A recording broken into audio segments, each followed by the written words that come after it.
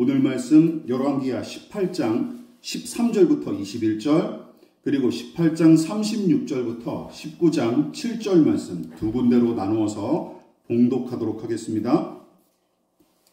제가 가진 성경으로 구약성경 593페이지에서 595페이지까지 이어져 있습니다.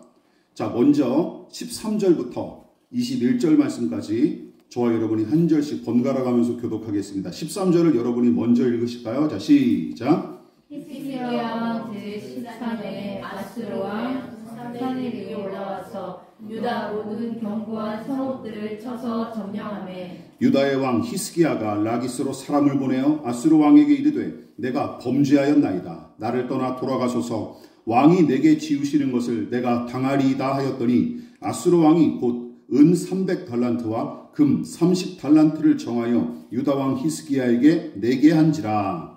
히스기야가 이에 여호와의 성전과 왕궁 곳간에 있는 은을 다 주었고 또 그때에 유다 왕 히스기야가 여호와의 성전문의 금과 자기가 모든 기둥에 입힌 금을 벗겨 모두 아수르 왕에게 주었더라. 아수르 왕이 다르단과 랍사리스와 랍사게로 하여금 대군을 거느리고 라기스에서부터 예루살렘으로 가서 히스기야 왕을 치게하매 그들이 예루살렘으로 올라가니라. 그들이 올라가서 민무 수도곁 곧 세탁자의 밭에 있는 큰 길에 이르러서니라. 그들이 왕을 부르매 힐기야의 아들로서 왕궁의 책임자인 엘리야김과 서기관 셈나와 아삽의 아들 사관 요아가 그에게 나가니 랍사게가 그들에게 이르되 너희는 히스기야에게 말하라. 대왕 아수르 왕의 말씀이 내가 의뢰하는 이 의뢰가 무엇이냐. 내가 싸울 만한 계교와 용력이 있다고 한다마는 이는 입에 붙은 말뿐이라. 내가 이제 누구를 의뢰하고 나를 반역하였느냐. 다같이 이제 내가 너를 위하여 저 상한 갈대 지팡이 애굽을 의뢰하는도다. 사람이 그것을 의지하면 그의 손에 찔려 들어갈지라. 애굽의 왕 바로는 그에게 의뢰하는 모든 자에게 이와 같으니라. 36절부터 또 다시 읽어보겠습니다. 36절부터 19장 7절 말씀까지 제가 먼저 읽겠습니다. 그러나 백성이 잠잠하고 한마디도 그에게 대답하지 아니하니 이는 왕이 명령하여 대답하지 말라 하였음이라. 이에 힐기야의 아들로서 왕궁의 책임자인 엘리야김과 서기관 셋느와 아삽의 아들 사관 요아가 옷을 찢고 히스기야에게 나가서 랍사게의 말을 전하니라. 히스기야 왕이 그 옷을 찢고 굵은 배를 두르고 여호와의 전에 들어가서 왕궁의 책임자인 엘리야김과 서기관 셋나와 제사장 중 잘롱들에게 굵은 배를 불려서 아모스의 아들 선지자의 이사야에게로 보내매 그들이 이사야에게 이르되 히스기야의 말씀이 오늘은 환난과 징벌과 모욕의 날이라. 아이를 낳을 때가 되었으나 해산할 힘이 없도다. 랍사게가 그의 주 아수르 왕의 보냄을 받고 와서 살아계신 하나님을 비방하였으니 당신의 하나님 여호와께서 혹시 그의 말을 들으셨을지라. 당신의 하나님 여호와께서 그 들으신 말 때문에 꾸짖으실 듯하니 당신은 이 남아있는 자들을 위하여 기도하소서 하더이다 하니라. 이와 같이 히스기야 왕의 신복이 이사야에게 나아가니 이사야가 그들에게 이르되 너희는 너희 주에게 이렇게 말하라. 여호와의 말씀이 너는 아수르 왕의 신복에게 들으마. 나를 모욕하는 말 때문에 두려워하지 말라. 다 같이 내가 한 영을 그의 속에 두어 그로 소문을 듣고 그의 본국으로 돌아가게 하고 또 그의 본국에서 그에게 칼에 죽게 하리라 하셨느니라 하더라. 아멘. 말씀의 제목을 우리 다 같이 읽어보겠습니다. 주보랑 다릅니다. 스크린을 보고 읽어주십시오. 시작. 히스기야의 최선과 백성의 조력. 히스기야의 최선과 백성의 조력이라는 제목으로 하나님의 말씀 은혜 나누도록 하겠습니다. 열왕기하 18장은 바로 아수르의 1차 침공과 2차 침공을 다룬 이야기고 여기서 히스기야는 제가 지난번에 말씀드렸듯이 아수르의 지배를 벗어나기 위해 이집트와 손을 잡는 실책을 저지르죠. 그런데 이것은 단순한 정책적 실책이 아니었습니다. 오히려 히스기야가 하나님의 뜻을 무시했던 탓에 벌어진 일이었죠. 왜냐하면 이사야 선지자가 아수르 제국에 대한 히스기야의 강경 정책을 내내 비판했었고, 그의 비판은 하나님의 계시로 말미암은 것이었기 때문이죠. 특히 아수르 왕 사네립의 신하인 랍사게의 활약이 본문에서 아주 두드러지는데, 그가 어떤 짓을 저질렀습니까? 남유다 백성이 우두머리인 히스기야를 못 믿어하게끔 만들었을 뿐만 아니라 신앙의 대상인 여호와 하나님마저 불신하고 무시하도록 부추겼습니다. 말로 아주 그렇게 유장하게 설명을 한 거예요. 무엇보다 랍사게는 여호와 하나님을 아수르 왕보다 무기력하고 약해 빠진 신, 남유다 백성에게 불행과 고통을 안겨주는 악한 신으로 지적하면서 시종일관 깎아내렸고, 아수르 제국이 쟁취한 연이은 전쟁의 승리와 영토 확장을 근거로 내세우면서 남유다 백성을 혼란스럽게 만들었습니다. 게다가 이 랍사게의 논리는 매우 치밀하면서도 굉장한 설득력을 지녔는데, 그의 논리가 철저히 눈으로 보고 손으로 만질 수 있는 물리적 성과와 현실에 근거했기 때문이죠. 그래서 아수르에 순순히 항복하는 자들에게 제시한 것도 철저하게 물리적인 혜택과 현실적인 풍요였습니다. 그래서 제가 지난번에 뭐에 대해서 지적했죠? 문제는 오늘날 교회에서 가르치는 내용이 랍사게의 논리와 별반 다르지 않다는 사실이죠. 즉, 하나님의 존재 유무와 신앙의 효용성, 교회 공동체의 가치와 신자 개인의 경건 등을 자꾸만 뭘로 판단해요? 눈으로 보고 손으로 만질 수 있는 물리적 성과나 결과물에 따라서 판가름하는 작태가 교회 안에 횡행하는 것을 보십시오. 그래서 소원 성취의 하나님, 램프의 요정 같은 하나님, 내비게이션이나 자동 응답기 같은 하나님만 바라고 있을 뿐입니다. 그러나 다행스럽게도 히스기야와 남유다 백성은 랍사게의 말에 끝내 넘어가지 않았고, 하나님을 향한 신뢰와 소망을 놓치지 않기 위해 몸부림치고 있었습니다. 그 사실을 방증하는 내용이 랍사게의 연설 중에 여러 번 등장했죠. 이들이 어떻게 고백했습니까? 같이 읽어볼게요. 시작.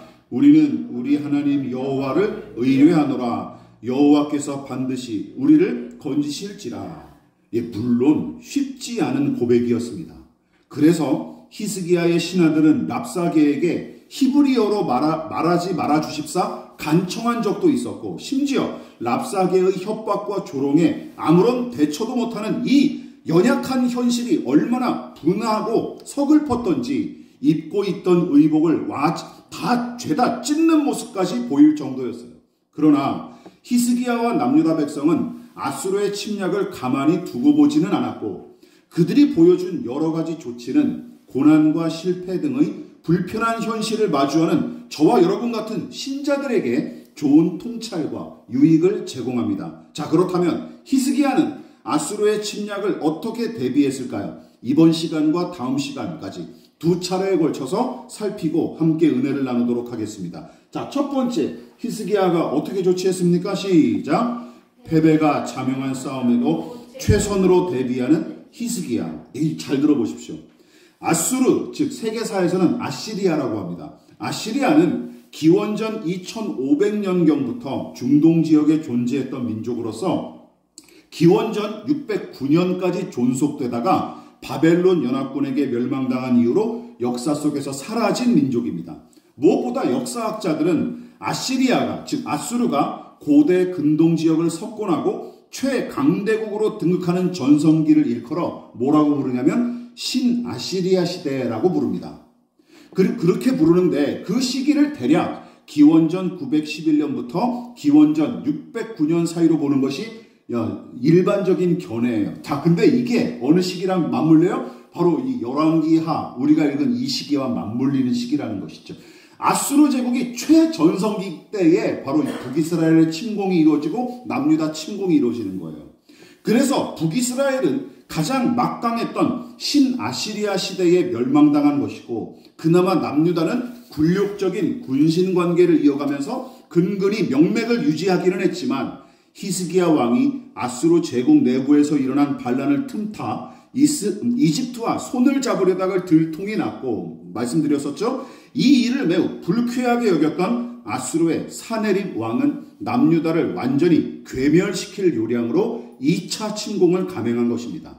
물론 1차 침공 때는 히스기야가 사네립 앞에 바짝 낮춰서 엎드리는 것이 상책이었죠. 그리고 그로 인해 남유다와 백성이 당장 망하지 않고 존속할 수는 있었지만 이제 두 번째 침공할 때는 그것도 안 들어먹히는 거예요. 이제는 남유다의 왕과 백성이 개처럼 낮춰봤자 아무 소용이 없었던 까닭에 결국은 남유다도 북이스라엘처럼 멸망당하는 일이 당연한 수순처럼 보였습니다. 당연하죠. 여러분, 북이스라엘은 이미 멸망한 북이스라엘은 어떤 나라입니까? 이스라엘의 10개 지파를 통해 형성된 나라인데도 무기력하게 아수르에게 멸망당했어요. 그런데 하물며 고작 유다 지파와 베냐민 일부 지파만 남은 이 남유다가 무슨 수로 최전성기에 이른 아수르 제국의 침략을 막아낼 도리가 있겠습니까? 이제 막 초등학교에 입학한 아이가 프로 격투기 선수랑 싸우는 격이 아닐까요? 비슷한 거예요. 잽이 안 되는 것이죠. 그래서 많은 백성은 아수르에 저항하는 것 자체를 계란으로 바위치기만큼이나 허무하고 쓸데없는 짓으로 여겼을지도 모릅니다. 그리고 실제로 히스기야와 신하들 그리고 온 백성은 패배할 게 뻔한 전쟁을 앞두고 매우 절망하며 두려워했죠. 그래서 옷을 찢지 않았습니까? 그런데 그들은 가만히 앉아 죽을 날만 기다리지 않았어요. 자, 17절을 볼까요? 이게 왜 그런 내용이냐? 제가 읽어보겠습니다. 아수르 왕이 다르단과 랍사리스와 랍사게로 하여금 대군을 거느리고 라기스에서부터 예루살렘으로 가서 히스기야 왕을 치게 하며 그들이 예루살렘으로 올라가니라. 그들이 올라가서 윗못 수도곁 곧 세탁자의 밭에 있는 큰 길에 이르러 서니라. 자, 이 구절에서 주목할 부분은 어디냐? 바로 사네립의 군대가 예루살렘까지 올라가서 주둔한 장소예요. 어디죠? 윗못 수도곁 곧 세탁자의 밭에 있는 큰 길인데 여러분 이곳이 어디냐? 그곳은 예루살렘 전체에 물을 공급하던 저수지와 수로가 설치되었던 곳이었어요. 그럼으로써 아수르 군대가 이곳을 먼저 점령한 것은 뭘까요? 우연히 그냥 간 게 아니에요. 아주 철저하게 계산된 전략이었던 게 틀림없습니다. 생각해 보십시오. 북이스라엘의 사마리아 성을 에워싸고 모든 물자 공급을 차단해서 굴복시켰던 일을 떠올려 보십시오. 아수르 제국이 말이죠. 그러므로 가장 중요한 물자인 물 공급을 차단하면 전쟁에 얼마나 효과적이겠습니까?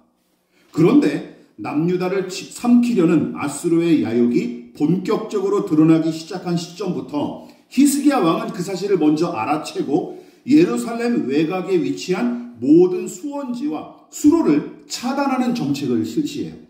그와 동시에 성 안쪽에서도 물을 공급받을 수 있도록 치수 사업을 감행했는데 그 내용이 역대하 32장에 잘 나타납니다. 자, 읽어볼까요? 시작. 히스기야가 사네립이 예루살렘을 치러 온 것을 보고 그의 방백들과 용사들과 더불어 의논하고 성 밖에 모든 물 근원을 막고자 하며 그들이 돕더라. 이에 백성이 많이 모여 모든 물 근원과 땅으로 흘러가는 시내를 막고 이르되 어찌 아수르 왕들이 와서 많은 물을 얻게 하리요 하고. 자, 여러분 읽어보십시오. 히스기야가 감행한 이 치수 사업의 결과로 만들어진 연못이 무엇이냐? 바로 예수께서 시각장애인의 눈을 고쳐주신 이야기로 유명한 실로암 모이는 곳이에요. 실로암. 어두운 밤에 캄캄한 밤에 그 실로암 말이죠.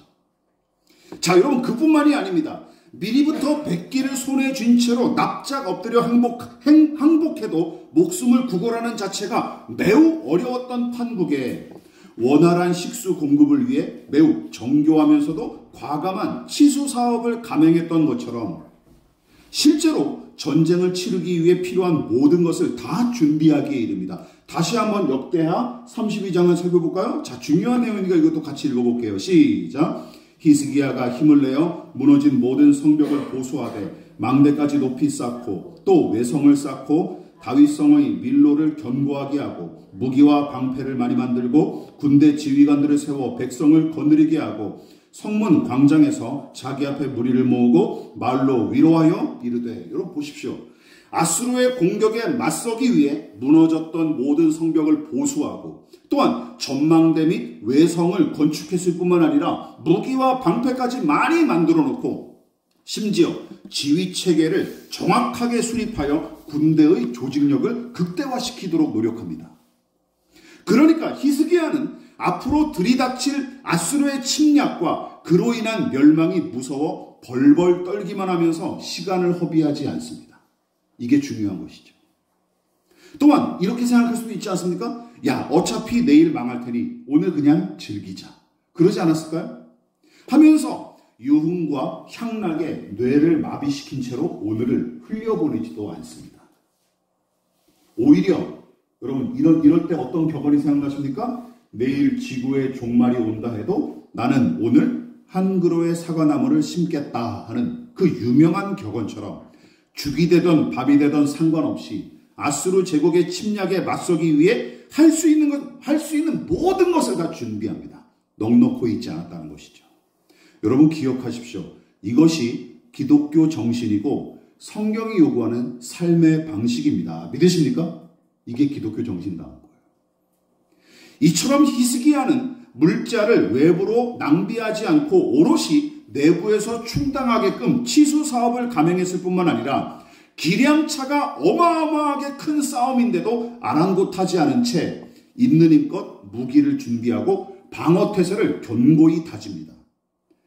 그러나 이것과 관계없이 먼 훗날 이사야 선지자가 몰지각한 지도자들의 행태에 관해 다음과 같이 신랄하게 비판한 적이 있어요. 히스기야 이후의 왕들이 아주 그냥 망쳐놨거든요. 그때도 이사야가 살아있었어요. 그때 이사야 선지자가 그 못돼 처먹은 지도자들을 비판하면서 다음과 같은 메시지를 남깁니다. 같이 읽어볼까요? 시작. 이 개들은 탐욕이 심하여 족한 줄을 알지 못하는 자들이요 그들은 몰지각한 목자들이라. 다 제 길로 돌아가며 사람마다 자기 이익을 추구하며 오라 내가 포도주를 가져오리라. 우리가 독주를 잔뜩 마시자. 내일도 오늘같이 크게 넘치리라 하느니라. 여러분 잘 들어보십시오. 지도자로서 이사야 선지자가 비판했던 지도자로서 자격이 없는 자들의 특징이 무엇입니까? 이사야서는 크게 두 가지를 제시하고 있어요. 첫 번째, 탐욕에 사로잡혀 제 이익만 추구하는 지도자들. 이들을 몰지각한 목자들로 비판했고, 두 번째는 무엇입니까? 대책 없는 낙관론만 제시하면서 어떻게 하는 자? 사람들을 오늘을 허비하게 만드는 사람. 오늘을 허비하게, 낭비하게 만드는 지도자. 이 사람들을 가리켜 개새끼들이라고 욕한 거예요. 두 가지 다시 한번. 탐욕에 사로잡혀서 제 이익만 추구하는 목자들. 두 번째, 어떤 사람? 대책 없는 낙관론만 제시하면서 오늘을 허비하고 낭비하게 만드는 지도자. 이들이 바로 양아치 같은 놈들이라는 것이죠. 그리고 그런 작자가 앞으로 왕위에 오르게 되는데 그가 바로 히스기야의 아들 므낫세입니다. 우리가 앞으로 살펴보게 될 거예요. 참 비극적인 일이죠. 또 아버지와 아들이 또 이렇게 달라요. 그러나 기억하십시오. 하나님 보시기에 선한 왕들은 누구라도 예외 없이 이렇게 살았어요. 오늘 주어진 일에 먼저 충성하고 지금 이 시간을 충실히 썼다는 공통점이 있습니다. 믿으십니까? 이게 신실한 믿음의 사람들의 공통점이에요. 무엇보다 우리 하나님이 그런 분이십니다. 여러분, 예수님은 아버지 하나님을 이렇게 소개하셨죠. 유명한 구절이죠. 마태복음 6장 30절 읽어볼까요? 시작. 오늘 있다가 내일 아궁이에 던져지는 들풀도 하나님이 이렇게 입히시거든. 하물며 너희일까 보냐. 믿음이 작은 자들아. 여러분 이거 잘 아시죠? 이 말씀은 내일 일을 염려하느라 지금 이 시간을 허비하지 말고 오늘 하나님의 나라와 의를 구하는 것이 더 중요하다는 내용이죠. 그런 교훈을 담고 있는 구절이죠. 이 자체로도 히스기야가 보여준 태도와 일맥상통하는데 제가 이 구절을 떠올리면서 뭔가 새로운 은혜를 받았습니다. 뭐냐면 여러분 제가 꽂힌 구절인데 뭐냐면 오늘 있다가 내일 아궁이에 던져지는 들풀이란 구절이 새롭게 와닿았습니다. 생각해 보십시오.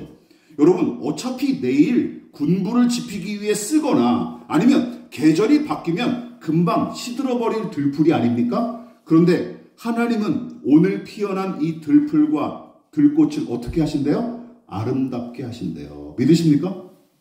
내일 사라져버릴 건데 하나님은 오늘 이 들풀을 아름답게 가꾸고 계신다는 것이죠. 믿으십니까?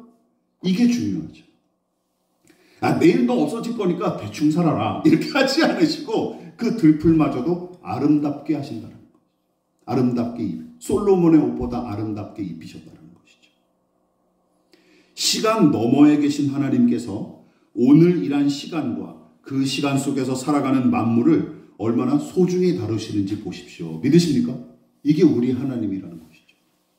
히스기야와 남유다 백성은 내일 다가올 패배를 두려워하면서도 오늘 해야 할 일을 무책임하게 회피하거나 무기력하게 내려놓지 않았습니다.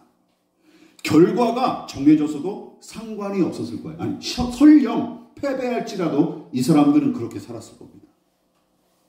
큰 믿음과 성령 충만한 신앙은 여러분 이렇게 나타나야 마땅합니다.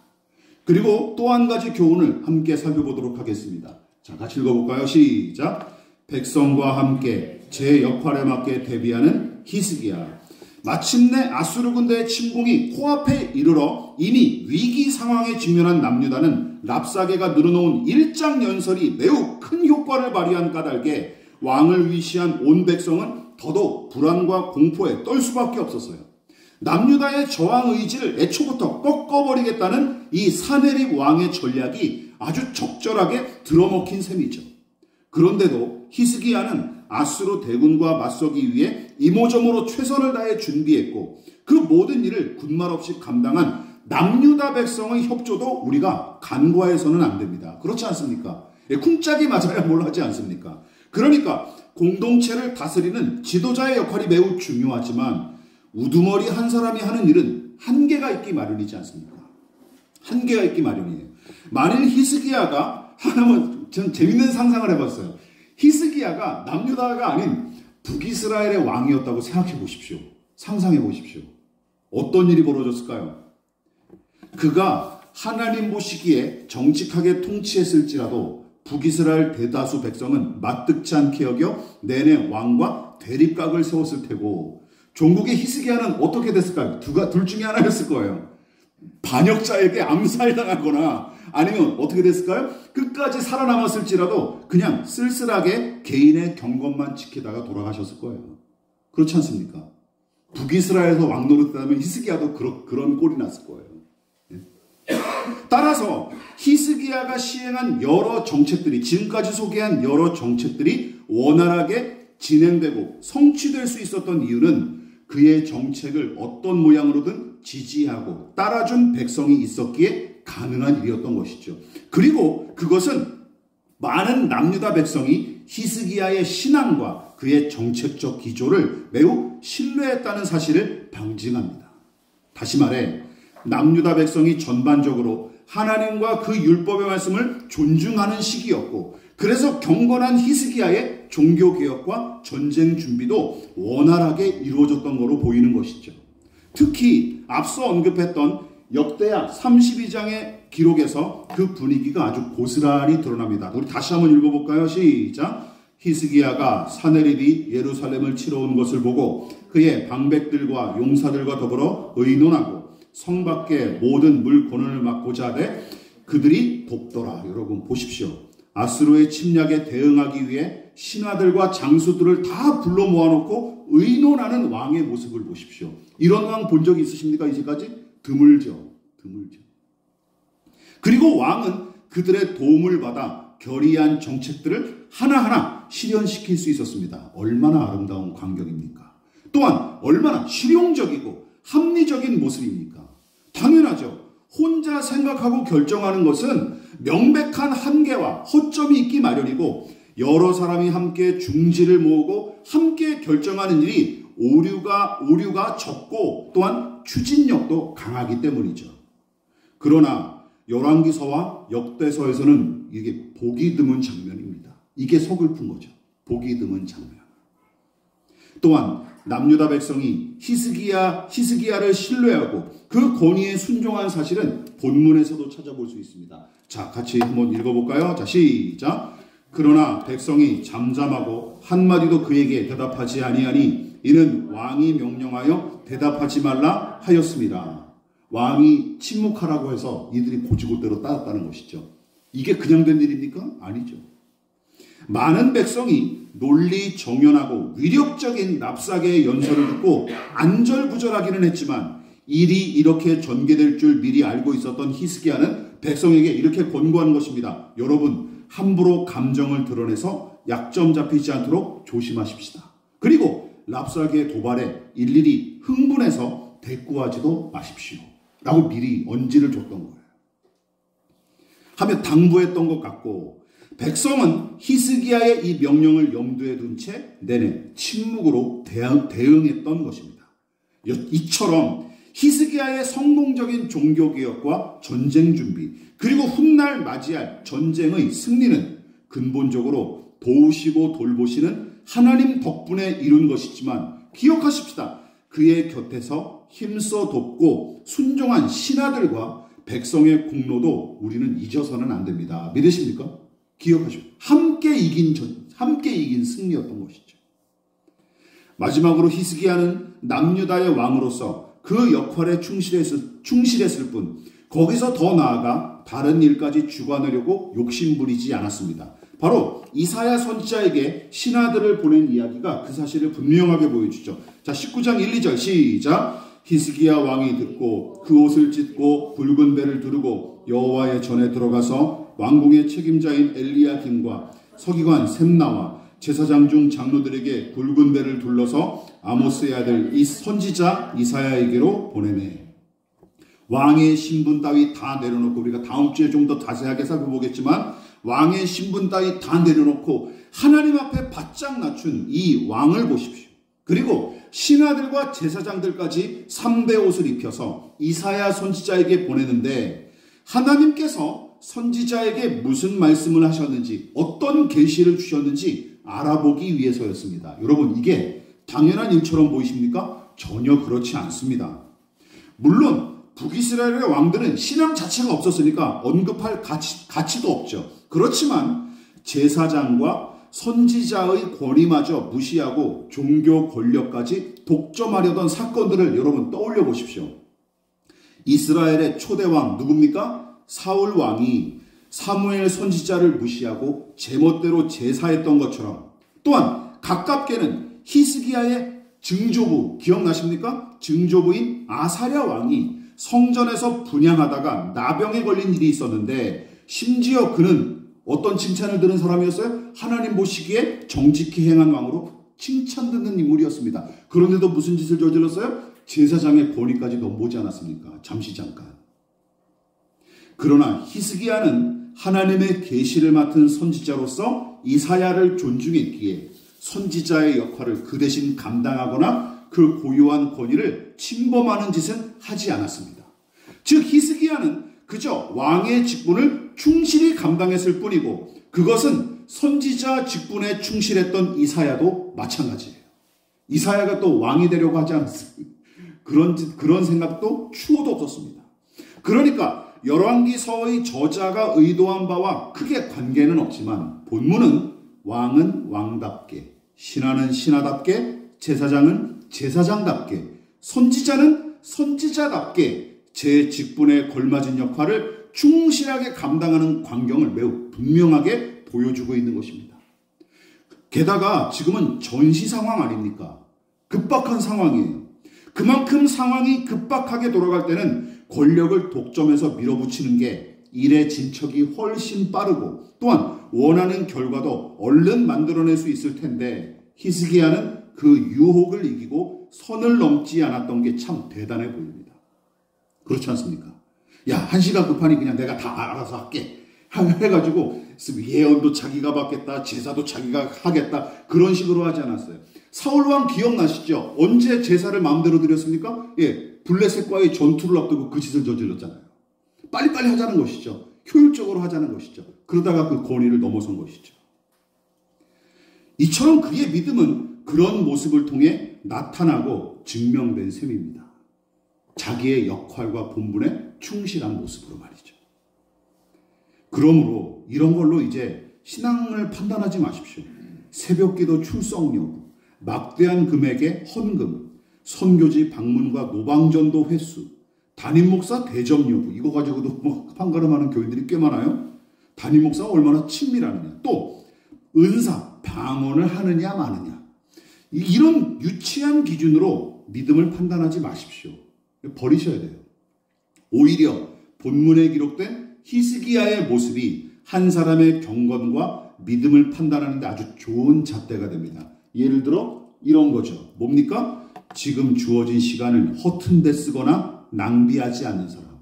그래서 결과가 어떠하든 관계없이 지금 맡은 일에 충성하고, 또한 이익과 손해를 따지기보다 아름답고 선하고 거룩하게 살아가기 위해 오늘을 분투하는 사람. 이런 사람이 신령한 사람이에요. 믿음 좋은 사람입니다. 믿으십니까? 또한 뭡니까? 독불 장군처럼 저 혼자 잘난 체 하지 않고 자신의 한계를 진실하게, 진솔하게 인정할 줄 아는 사람. 그래서 다른 사람들의 말을 잘 경청할 줄 알고 거추장스러울지라도 함께 가기를 더 기뻐하는 사람. 그리고 자기 자신을 사랑하고 아끼는 것처럼 남의 인격을 소중히 여기고 그의 삶을 존중하기에 힘쓰는 사람. 여러분, 이런 사람이 가장 하나님의 성품을 닮은 사람이고 그리스도 예수의 제자다운 사람입니다. 믿으십니까? 기억하십시오. 이 사실을 기억하고 이 믿음을 실천할 수 있는 저와 여러분 되시기를 진심으로 부탁을 드리겠습니다. 그리고 그런 하나님 나라의 아름다움과 영광이 우리 교회와 가정을 통해 충만히 드러날 수 있기를, 나타날 수 있기를 진심으로 축원을 드리겠습니다. 그러므로 너희는 이렇게 기도하라. 하늘에 계신 우리 아버지, 아버지의 이름을 거룩하게 하시며 아버지의 나라가 오게 하시며 아버지의 뜻이 하늘에서와 같이 땅에서도 이루어지게 하소서. 오늘 우리에게 일용할 양식을 주시고 우리가 우리에게 잘못한 사람을 용서하여 준 것 같이 우리 죄를 용서하여 주시고 우리를 시험에 빠지지 않게 하시고 악에서 구하소서. 나라와 권능과 영광이 영원히 아버지의 것입니다. 아멘.